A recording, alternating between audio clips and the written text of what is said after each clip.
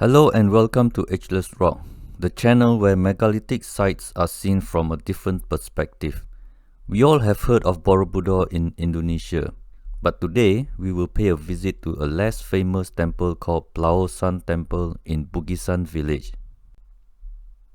Indonesia is famous for its population size of 276 million scattered across 17,000 islands. But I think Indonesia should also be famous for megalithic sites. Java Island has many megalithic sites, and today we are going to check out Plaosan Temple in Central Java province. The layout of the temple is quite interesting, but you won't get to see it even if you have a drone. It cannot be fully excavated because inhabitants live around here since long time ago and paid little attention to the significance of the entire site. If you visit the site today, you won't see a moat, but the original layout comes with a moat. It is 440 meters long, 270 meters wide, and 2.5 meters deep. Ancient megalithic temples have moats. You don't see this in modern temples.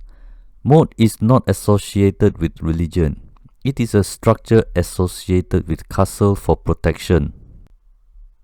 Just to put into perspective, the volume of earth removed from the moat is 34,500 cubic meters. If you were to put the dug out soil in a box, it will be a box with 32.5 meters on all sides. You can have enough soil for 2 Plaosan temples. I wonder if the mysterious unknown ancient builders use the soil and geopolymerize them into temples and stupas around this site. Plaosan Temple consists of 2 parts. The first part is Plaosan Lor to the north, and the second part is Plaosan Kidul to the south. Lor means north and Kidul means south in local dialect. Plaosan Lor is considered to be the most sacred. It has the amazing North Temple and South Temple, and these 2 temples are connected through a gate. This will clear some confusion if you read from the internet South Temple in North Plaosan Temple or Plaosan Kidul, which is Plaosan South Temple. The amazing Plaosan Temple complex is basically made up of 174 small structures. When it was first discovered, it was already in ruin. Since it was discovered, no one knows when it was built. In fact, no one even knows when it was discovered. Believe it or not, there is no name you can attach to this site. We actually don't know who discovered it or built it. Some scholars believe it was built during the reign of Rakai Pikatan in the early 9th century. This massive structure is very strange to me. We do not have a clue to the basic questions such as who built it, when it was built, or how it was built. Some experts believe that the title Sri Kahulunan was actually Rakai Garung. The logic was that the era of Rakai Pikatan was too short to build such a magnificent structure.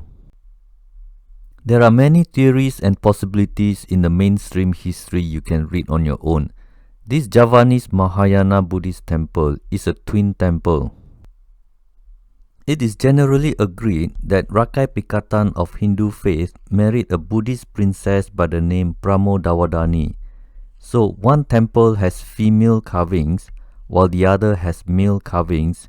Makes sense to the mainstream narrative. This ancient Mataram kingdom is a Hindu kingdom, but the monument is a Buddhist temple. To make sense of the few inscriptions found, it is generally accepted as the greatest love story where a Hindu prince married a Buddhist princess.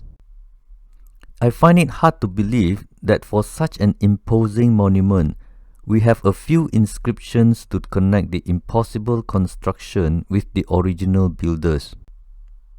Do you think that the Indonesians would build polygonal stone temples and left only 2 blocks with inscriptions for future generations as reference to a once powerful kingdom? Most people will be too excited to see the enormous stone temple, but I get excited when I zoom in and see impossible polygonal masonry of unknown ancient civilization. Every block is different but yet made to fit perfectly.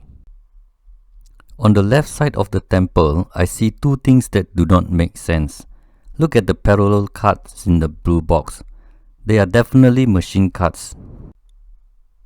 Compare that to the green box. Only the top was cut, but the lower part was only scraped. It is clear to me that they were cut from the same machine. Still on the same photo, this block is not only polygonal but has partial horizontal cut. This is very strange to me. This proves it was not done by chisel. This machine seems to cut like a circular saw. Plaosan Temple is guarded by gatekeepers called Dwarapala. I am pretty sure everyone wants to take photo of the statue. But I am amazed by the perfectly fitted polygonal megaliths without mortar. I tend to believe the local legends that say they were the giants who built them. Hundreds of thousands of blocks quarried from unknown location, carved into polygonal blocks without leaving behind a clue who did it is just not possible. This is hardly a human nature. If I were to just show you photos of polygonal stones stacked into temples, you will not be able to tell if the temple masonry is Angkor city in Cambodia or megalithic temples in Indonesia. I have a very good reason to believe they are of the same unknown ancient builders. Standing at 21 meters tall, this massive pile of polygonal megaliths is surprisingly made up of only upper and lower levels. The approximate dimension based on Google Maps is 20 meters by 15 meters. This temple is nothing but a pile of stone you can almost call a pyramid. The bottom realm is called Kamadhatu, is for human, animals and demons. The middle realm is called Rupadhatu, is for rishis and ascetics. The upper realm is called Arupadhatu, is for the gods. But I don't think two monuments were constructed to remind Buddhists and Hindus that there are three realms. This massive stacking of polygonal blocks relative to the size of the entire structure is surprisingly empty on the inside. Something is not right with the picture. The purpose and the effort is completely disproportionate. One of the intriguing carving is this empty niche. It certainly reminds me of a portal or gateway to another dimension. You can see plenty of this in megalithic sites. The famous portal is the Amaru Muru in Peru, where locals will tell you they have seen beings coming in and going out through the portal. Let's look at other structures around the main temple. This Javanese Mahayana Buddhist temple is believed to be constructed by Sailendra family during the Medang Kingdom. Some scholars believe that Rakai Garong built the main temple, while Rakai Pikatan built the ancillary temples. This enormous site has 116 stupas. Unfortunately, most of them are destroyed. Imagine in their glorious days, this would have been a magnificent sight to see. There are 58 shrines known as Candi Pewara or Pewara Temple that display excellent masonry. Sadly, mostly are in ruin. I am not sure if they were acts of lootings and pillages because a few earthquakes cannot flatten the structures to this extent. Taking stones from megalithic sites has been an ongoing activity for centuries. Among the ruins, the things that caught my attention at this site are these nicely done circular pillars. The protrusion at the end seems to suggest that they were done by lathe machine method. The knobs at the end of the pillars can also be used for fitting like Lego blocks. If that is true, it would be head spinning to imagine ancient Austronesians spin stones into pillars while things they use in their everyday life is all made of wood. To the north of the twin temple is a large rectangular platform called Pendopo. They are made up of entirely polygonal blocks. I'm used to seeing polygonal walls, but this is polygonal floor. It is pretty unique. These little protrusions are very odd to me. They seem to have been sliced off like butter rather than worked by chisels and hammers. Wooden pillars were placed on top of these protrusions but were removed. They are clearly not meant for pillars. As usual, no one knows what they are for. When you enter the temple, please don't forget to look up. This is the tool mark that confirms it is a megalithic construction by an unknown civilization all over the world.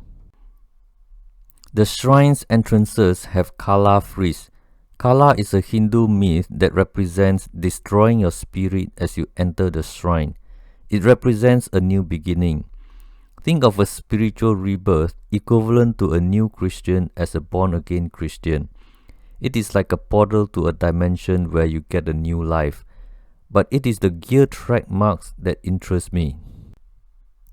What are the odds that Indonesia, Turkey and India all have the similar mark that makes no sense? They can be found at megalithic sites around the world. If you are planning to make a trip here, try and go between August 30th and September 1st. There is a celebration called Pesta Candi Kembar, which means Twin Temple Festival. It will definitely be an interesting cultural exposure that might have a link to the origin of the temple.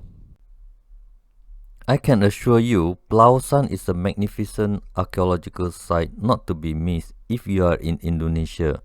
The temples, the culture, the people and the food is something to add to your bucket list. Well, that's all for today.